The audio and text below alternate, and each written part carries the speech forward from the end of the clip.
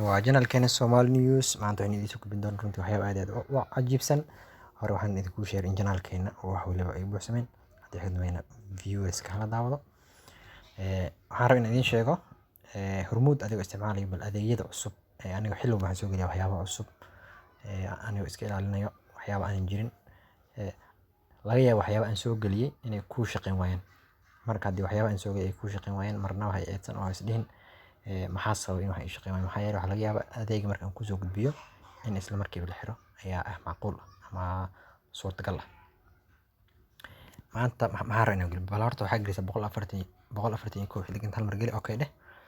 waa isla ogaan doonaa adeeg aan doonayo wax waliba aan doonayo channelka subscribe ku ahaan subscribe sar lambar 2 taabo lambar 2 kolka taabato lacag khaldantay dadka inta badan lacagaha kolka ay khaldaan waxa laga yaabaa in intay afka wacaan ay dhahan lacagan ku soo khadwar ii socday ama lambarkii dansan yahay ama inta shirkadda wacaan ay dhahan waxaan khalday lacagta la ii xayiro oo qofkii intuu shirkadda tago waqti dheer ay oo qaato saanka waxaa khalday $1 khalday waxaa joogtaa meel hormuud ay kaga fogtaa joogtaa marka inaad $1 aad soo aado waxaa kaaga fudin adiga gurigaaga jooga lacagtaada aad si fudud aad ku hesho. Marka ugu horeysa waxaan ku siin doonaa hab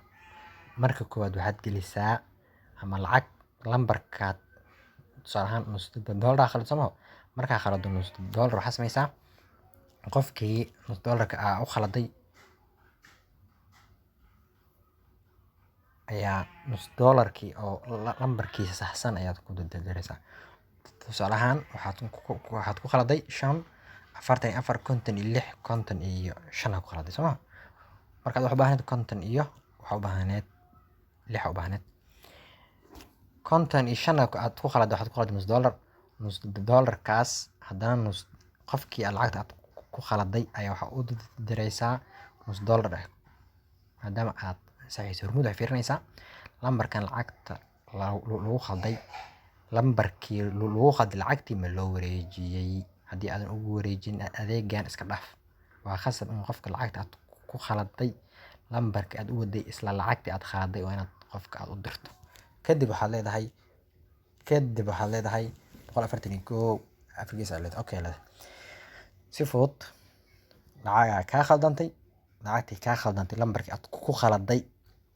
ayaa haddana lacagtii aad u dirto xubaanta in lacagta lagu socdo lambar 3 taabanaysaa lacag khaldanta leedahay marka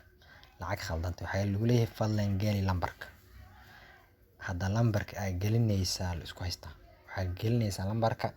aad lacagta aad u wadaagelinaysaa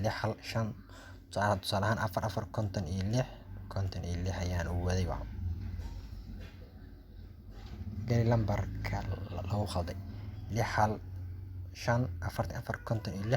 aan ku khalday waan filay adeeggaas in soo codsato geli lacagta waxay ahayd $1 hadda ani $1 ma aan khaldin wuu isoo celinaa laakiin waxaa leedahay $1 markaad tiraahdo $1 si automatic ayuu qaadan wuxuu ku leeyahay lacagta horto maxay ahayd e-voucher ma ahayd scratch waxaa leeyahay lacagtii waxay ahayd e-voucher macaamil mahadsanid lacagtaadana daqiiqad yar ayaa lagu soo celin doonaa